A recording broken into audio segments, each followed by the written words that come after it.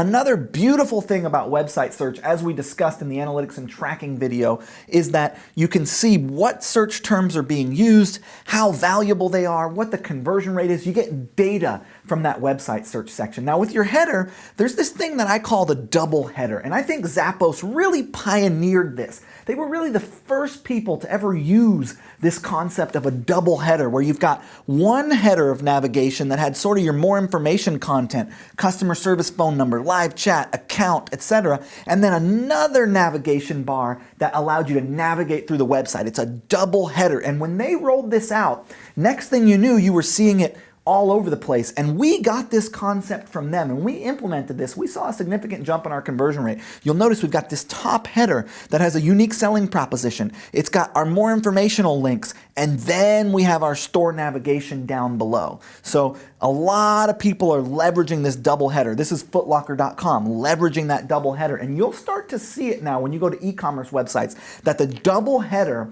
has become standard in e-commerce. And I think Zappos really kind of pioneered that. It's been a phenomenal asset for us, allowing us to get more content in the header section of our website without kind of cluttering it up. Now, the other thing that we want to look at when we look at winning headers, this is Boom by Cindy Joseph, this is Zappos, this is Be Friendly, this is Foot Locker, this is the Disney Store, this is Crate and Barrel, some of the biggest and best e-commerce stores around. You'll notice similar elements in the header. So here are the winning header elements that we've found.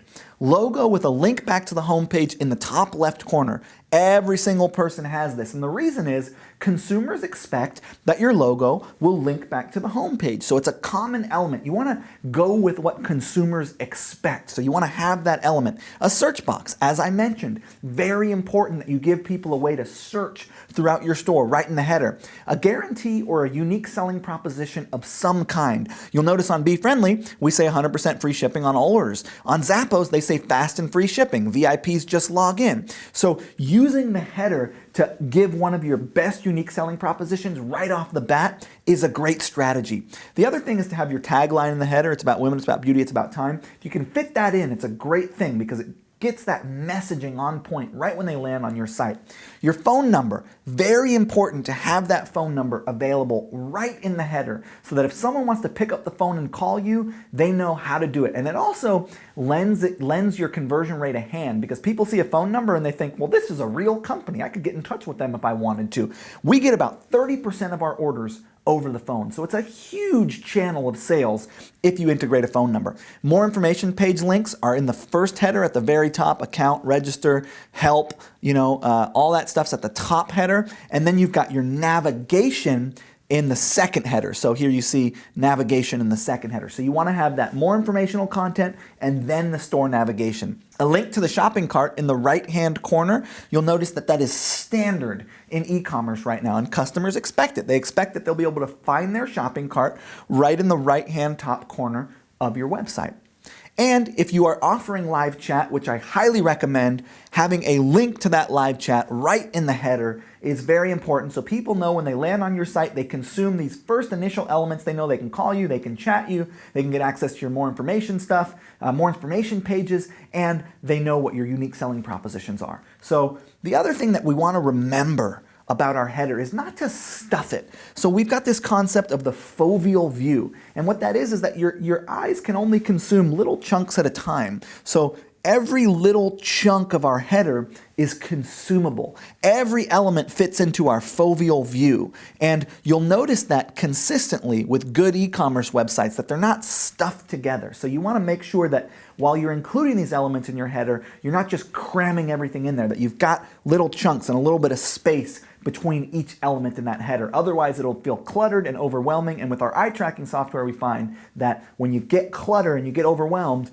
people leave the website. So the last element of the header that we have found to be extremely effective is an opt-in opportunity. Now, not a lot of websites are doing this, but we've found it to work super well. In fact, when we added this opt-in opportunity, you'll notice Boom has it, join the Boom Club. Be Friendly has it, join the Be Friendly Club. we saw a 33% increase in overall pre-purchase opt-ins, and it especially helps if you're willing to incentivize with a discount. So get 5% off. And that link really stands out. It's an isolated color in the header. So you're asking people to click that button, which in our case will pop up an opt-in opportunity, and we're asking people to get on our email list pre-purchase. So it's one of the best ways to get people on that pre-purchase automation sequence. So opt-in opportunity in the header is a really big thing. So these are the winning elements for your website header that you want to put in there, and you'll see an increase in your overall conversion rate when you have these elements on your store.